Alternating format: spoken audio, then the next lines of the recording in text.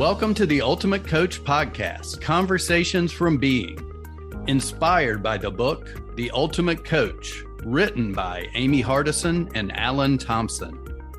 Join us each week with the intention of expanding your state of being, and your experience will be remarkable. Remember, this is a podcast about being. It is a podcast about you. To explore more deeply, visit theultimatecoachbook.com. Now, enjoy today's conversation from being. Welcome to the show. Welcome to the Ultimate Coach Podcast. Thank you, Laban. Grateful to be here. Glad to be part of this process. Well, Kellan, I'm going to start off with a doozy, a challenging question, which we have not done any rehearsing for at all. What does the name Steve Hardison mean to you? Steve Hardison is someone I've known for a few years, and his wife, Amy.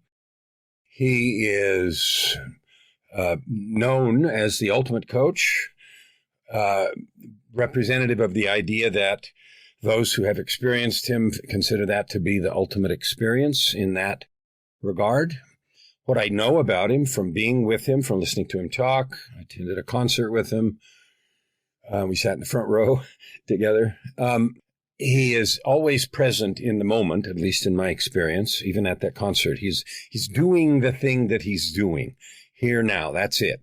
So be with you or watch this concert or everything, being there. And that intensity of being and focus is palpable. You can see and feel and participate in that total focus and presence. He is a person who responds spontaneously to inspiration, intuition that he has, guidance by the Spirit, to call someone, to visit with someone, to say something to someone, and he says it in the kindest and most direct way possible, always with the intention for growth and love. And I'm also quite certain that he is human and part of the same foibles that all of us have, but has intentionally focused his work on himself and the love that he chooses to carry and radiate. He's a conduit. I use in my own sets of I am statements, conduit of power is something I regularly talk about, and that is I believe and see that in operation, both in reading the vignettes in the book, the Ultimate Coach book, and in my own experience watching him. And I know many of the people that are the vignettes in the book, not all of them, but many, and have had those conversations with them too. And so he's a loving person. He's a kind person. He's a person who is focused on helping people be the best they can be, to live into their divine gifts. Before we were talking about that, and to be all in with whoever they are, because that's really what we are here to do, is to be all that we are instead of not. So that's, I could go on probably, but that's good. We'll just do that. Well, it's a fabulous response, and I'm really glad I had the courage to put you on the spot, because I think you're right. You could go on for a long time. And the beautiful thing about this podcast, Kellan, is that it reaches people that have not been exposed to Steve Hardison and everything that's involved with Steve Hardison. And my next question is, for someone that might be just listening to this podcast as their first ever experience of learning about Steve Hardison, the Ultimate Coach, what's one piece of advice that you could give to put them in the direction of where they should start on this journey? That's an easy question, and thanks for asking it. And I want to say this, and that's this. Look, people can create. They do create. Each person they interact with any way they want to. Like they look at someone and say they're arrogant, or they look at someone and say whatever. And from those creations, we wear lenses and we filter everything that we hear or see or experience with that person. And so someone who has a book written about him called The Ultimate Coach, and there's a lot of people in there that wax effusive and so forth. And so someone could who doesn't know any of this stuff and reads this book or stumbles on this group the first time could think, well, who is this pretentious SOB that somebody writes and slobbers about all this stuff? My deepest advice is just set that crap aside. Just for your own good, don't allow your previous sets of judgment to contaminate just the pure experience. Just allow the expressions there to be what they are, instead of thinking of reasons that they're not what they are. Just participate with your spirit, your higher self fully. I think that's why Steve said at the front and back, or the front and inside cover, and on the back cover, don't read this book about me. You know, and I say this to people, and I think I've heard Steve say it too, when I say stuff to people that might sound some way, I say, look, you can create me any way you want, and you will, but this is a true thing, and then say whatever that thing is, and Steve is a true guy, and his effort and his intent are pure, and to the extent you create some barrier between yourself and that experience, that's going to be your loss, because you have filtered out things that you could otherwise have. So my deepest, most loving, heartfelt advice is put the noises away.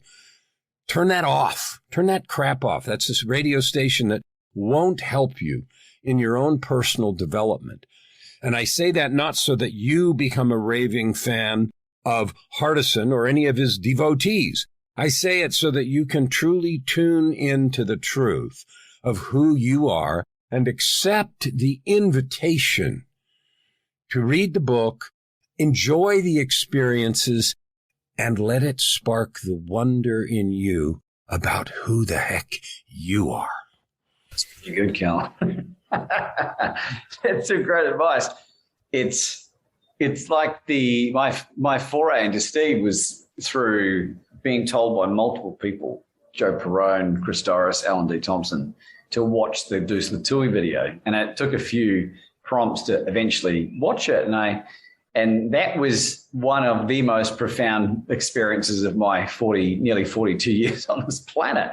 And I share it with people and I say to them, I say, this was a DNA alteringly good experience. Now, that is a danger of overhyping something. But I say to people, if you get 1% of what I experienced from that 2 hours, 10 minutes, it'll be worth your while. What are your thoughts on that? It is a demonstration. So it is, Steve begins it by saying, I don't normally talk and all those disclaimers that he gives, but it is Steve being willing in that situation for those people that set that up to be as close as he can to a group as he is with an individual, to show up and tell a story about his own intuitions, his own spiritual guidance that he listened to, unfiltered, and gave first to the other guy and then to Deuce because he came over.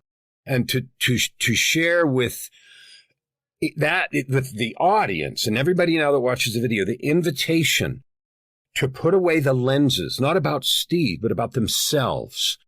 Who are you? Whether it has to do with the NFL or being a caregiver or an author or whatever you are, like what would happen? This is the invitation. What would happen if you put down all the filters and truly dove into the question, who the hell are you? And then come away with some answers and some picks, personal eternal commitment, some choices. And here's the thing, the beautiful thing. When you make declarations, you don't need anybody's agreement. You don't need anybody's permission. The fundamental nature is this is you and your God, you and your Creator making some choices you make choices about what you're going to do with the sacred gifts, the sacred opportunity, and the sacred obligation that you agreed to before you came, and the beautiful things that lay before you, even with the obstacles, barriers, hardballs, and everything else that you've had in life. This is your invitation, an opportunity. So that's like reading the book. Watch the video with the filter off. Why? Because it's good for you. You're free to make up crap all you want about anything, whether it's Steve's video or book or anything else in life.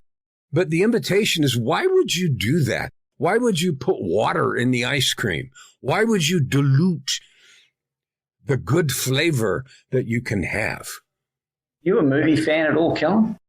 There's certain movies that I like, and I've watched a few times. I wouldn't say that I'm a connoisseur. I've seen everything by no stretch. Have you ever seen a movie called The Butterfly Effect? No, but I'm very familiar with chaos theory and the whole butterfly effect and the flapping the wings here and a tornado in Kansas, the idea of chaos theory and complex systems. So for people that haven't heard of the movie, it came out maybe 20 years ago. And it's a horror movie, and it's based on kind of what you're talking about there, the impact of one small deviation. And I was just, as you were sharing your experience of what the name Steve Hardison means to you, I was thinking about how long the movie would be if you created a movie based on the real life butterfly effect that Steve Hardison has had on the world. And I suspect it might go into the thousands of years long because there's been so many. And my question to you, Kellan, is this: what is one butterfly effect of your experience with either Steve directly or something you've learned from Steve or someone that he's impacted that's stuck out most to you? The creation of I am statements and documents is something I was working on before I knew or met Steve. I experienced him personally in a talk that I heard several years ago recite his I am statement. It's different than the one in the book, and I suspect, like mine, it changes however often he feels like changing it in a way that makes sense to him and elucidates the meaning and elicits more power is what I was stumbling to try to say. So my own statements have had a powerful impact and lens, so they've become more powerful. And that's important for Kellan because there are two things. Since 14 years ago, when my life abruptly changed and I went from raging wreck to raging success, I guess, as a person, right?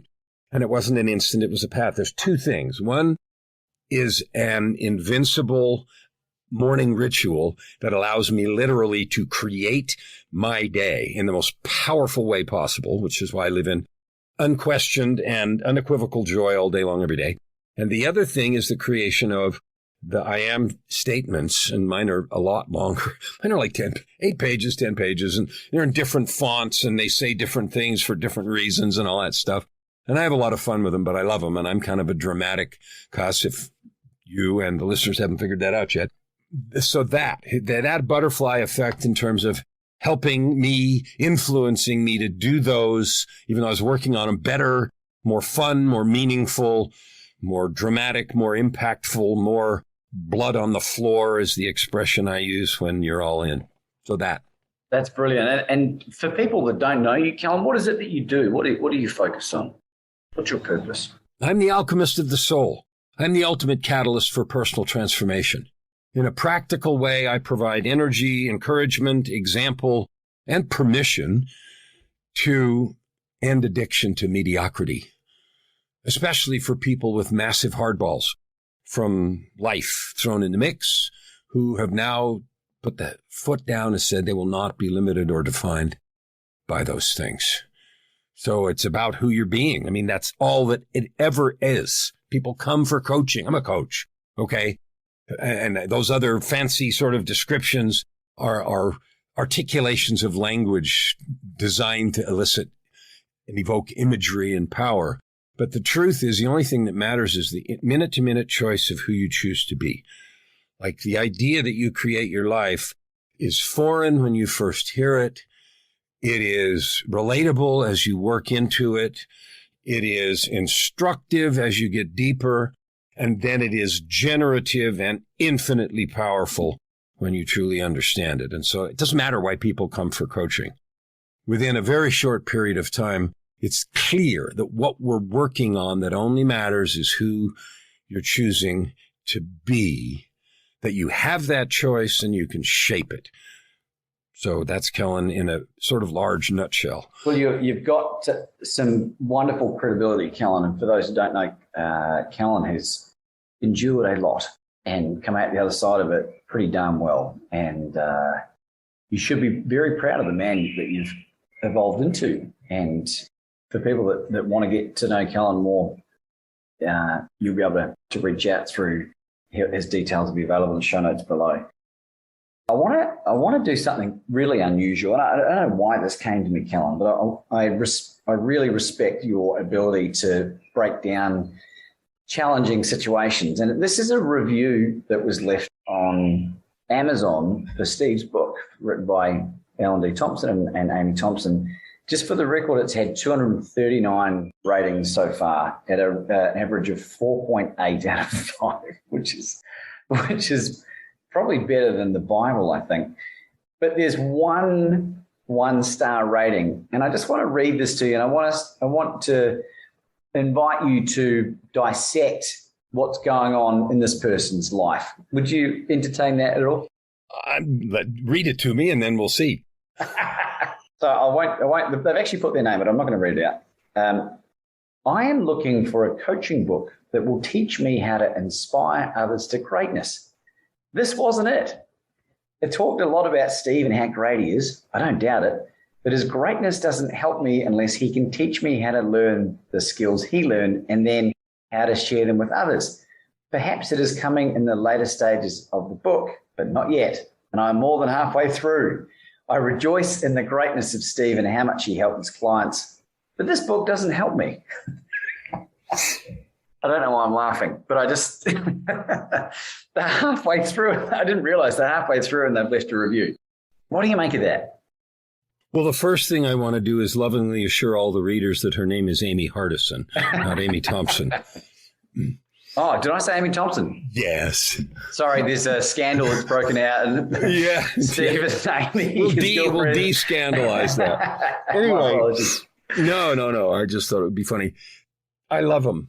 I love this person who wrote that dearly. The first thought that I have is I want to just hug them and love them. It is very common for us, especially in our download and double-click universe, to look for something that's going to tell us how to be and then make it so that we can just do that. Okay, and this sounds, I don't know this person, so I don't know, but this sounds like someone who comes to me and wants a formula for making more money. Do this and this and this, and then you'll be able to make as much money as you do, Kellan, or as XYZ does. And those formula books don't exist. Oh, they exist. There's millions of them. But the thing is they're the formula. Even if someone shares everything they have done, they're the formula that worked for this individual. And if there's anything that's an eternal truth, it's that every one of us is completely unique. I looked up once online the number of DNA combinations that there is, given the nature of our DNA structure, and the number's so big, it's effectively infinite. When you combine that with the fact that we also have a spiritual side that is also of an infinite scope, and you combine that with the nuances of experience that each of our lives have brought to us, both before we came here and here, that's infinity cubed. So to say each one of us is unique is this person's looking for a foolproof way to not have to work. They're looking for a way to mindlessly execute ABC. And the point of the book is to help us each understand that those choices rest solely and in a sovereign way with us. So it appears that person could be looking for an external solution. They're looking for someone over there to give me something I can bring on my kitchen table and hire someone to do for me. It's like in the 60s, all the bands that were going to the record label saying, make me a rock star. And I have people that come and do that. Okay, make me a rock star. And the whole point of the book and the experience of all the people is we can't. If you're going to be a rock star, it's to work on you. And the other point I would make also with the deepest of love and laughter and joy and holding that person in highest regard is that if they haven't seen how to be a coach in the first half of the book, they they are at liberty to close it and wait a month and then start over. Or wait until, they don't have to wait, to ask themselves why so many people have discovered such value and alone or in significant minority have a set of glasses on that prevents them viewing that. It's like going to a movie with, two patches over your eye and wondering why you're not enjoying it.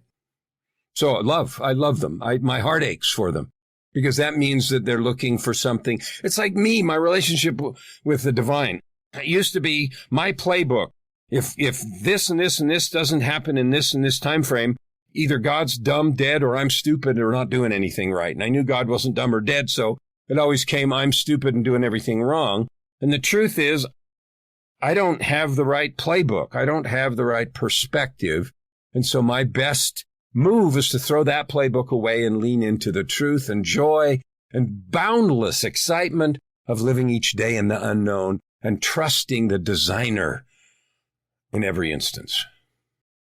Kellan, I've got an idea. Only one? Yeah.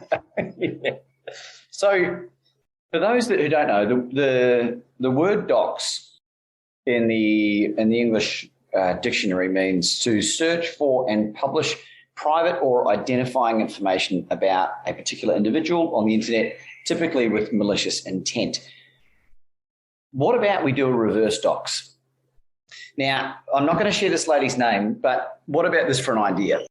What about this woman? If you search on Amazon.com the reviews, there's only one review with the 1 star. It has her name. I was able to quickly check this woman exists on Facebook. What about if we were all, for whoever listens to this podcast, we were to send a message through Facebook Messenger saying, "You are loved," or something along those lines. Now, this podcast is on track to become very popular.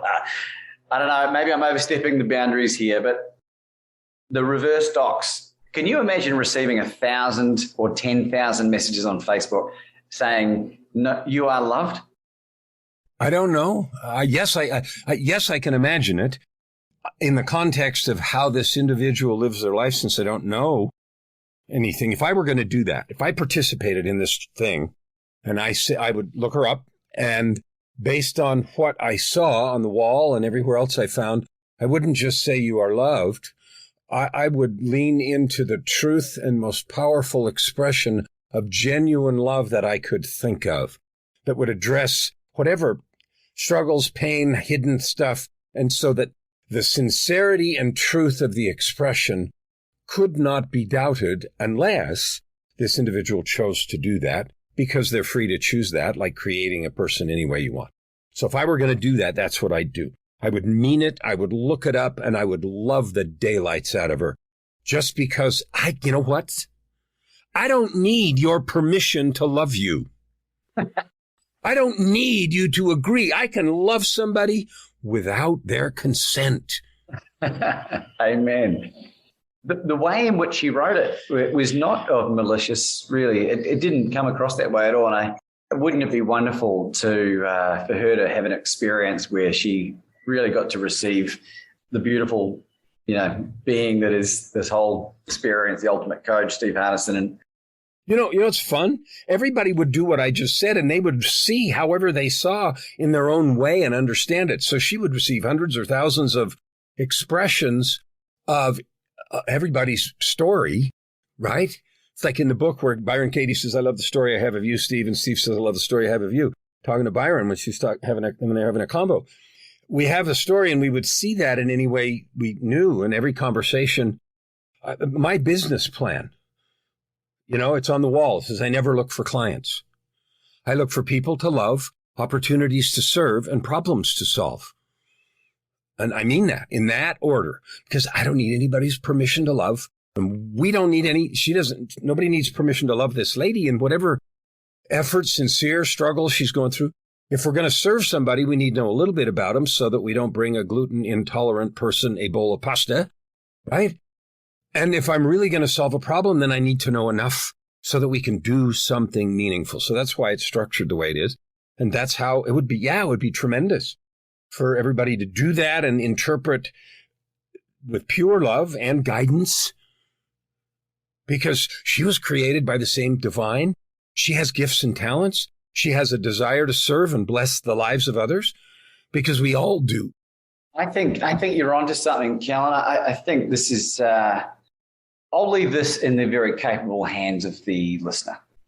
If you choose to go through that process to send maybe even what your positive experience with Steve Hardison would be, I think that could be a really fun thing to think about.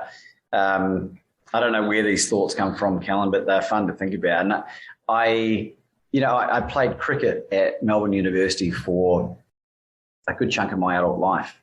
And I was indoctrinated as a life member there last year before I left. And there's people there that were able to witness my journey of transformation over the last 7 years and giving up drinking and drugs and gambling and philandering and the other stuff. And there was an initiative that was brought in at one time where we all wrote 3 things that we loved about our fellow player. And there's 3 players there was 50 players in the club, give or take.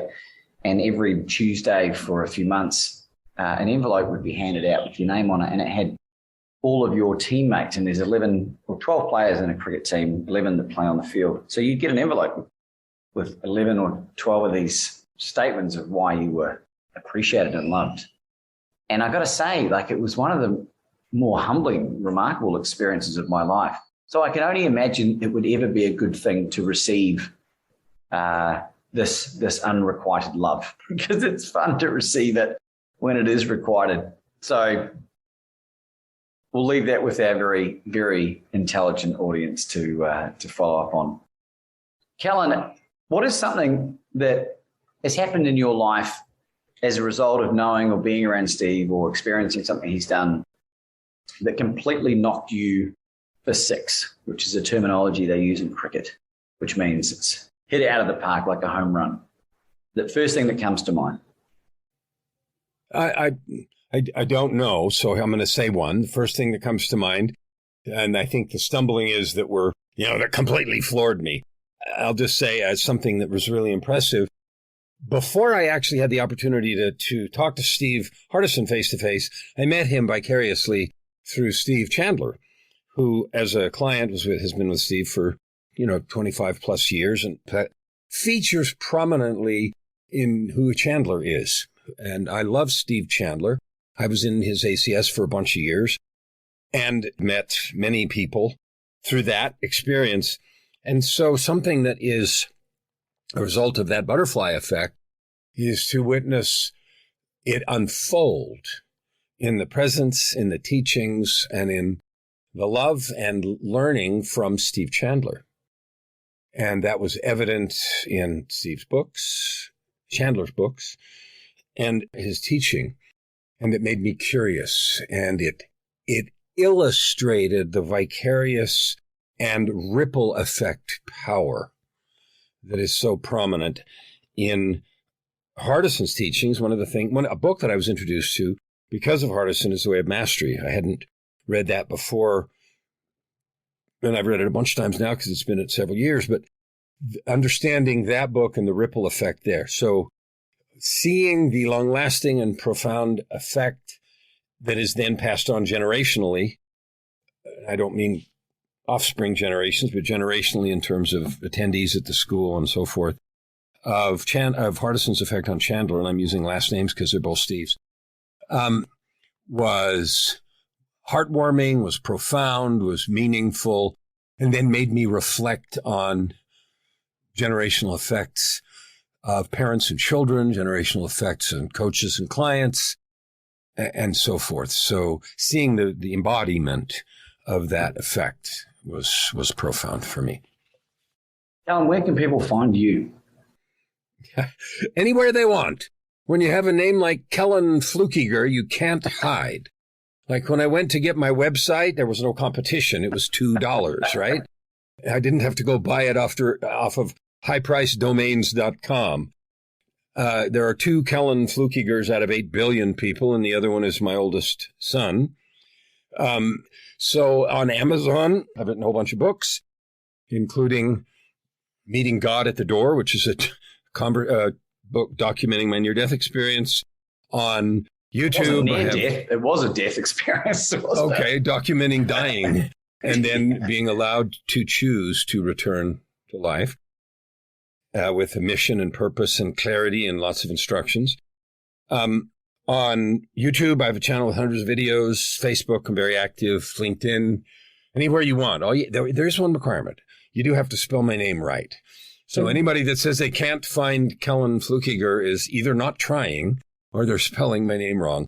And my previous executive career, there's 10,000 plus hits on Google dating back to the things I did in that universe, which included stuff like testifying before Congress, and my congressional testimony is still up there, and my involvement in the Enron debacle and collapse in 2000, and all that crap is in there. So I'm very findable. And anyone that wants to chat, all they have to do is ask through one of those various media, connect and ask, and then we'll see what to do after that. KELLANFLUCKIGER, baby. Kellan, do you have any concluding thoughts for our audience today? Yeah, I do. Anyone can hear anything or see anything and interpret it the way they want to.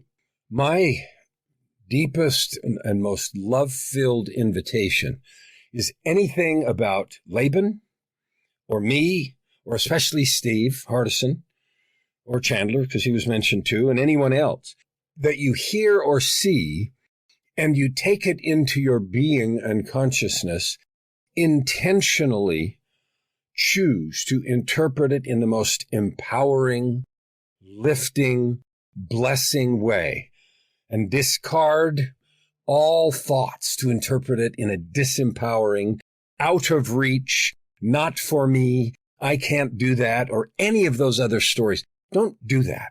Instead, choose to hear it in the most loving, lifting, blessing way possible, and dive into the stuff, all of it, like the proverbial kid in the pile of horse poop, because I can guarantee there are many ponies in there for you, and you'll find one that is just suited to your place, that challenges your thinking, that is colored in the most magnificent way, and that will let you embrace it and mount your steed, as it were, and ride off into your beautiful created future.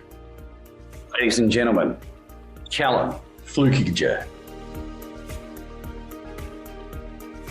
Thank you for listening. If you know someone who would benefit from today's conversation, please share this podcast with them. Also, we invite you to visit theultimatecoachbook.com so you can continue your personal exploration of being. There you will find links to join our wonderful community, get your own copy of the Ultimate Coach book, and more. Simply go now to www.theultimatecoachbook.com. That's www.theultimatecoachbook.com. The link is also available in the show notes. We appreciate your support. Be blessed. Be you.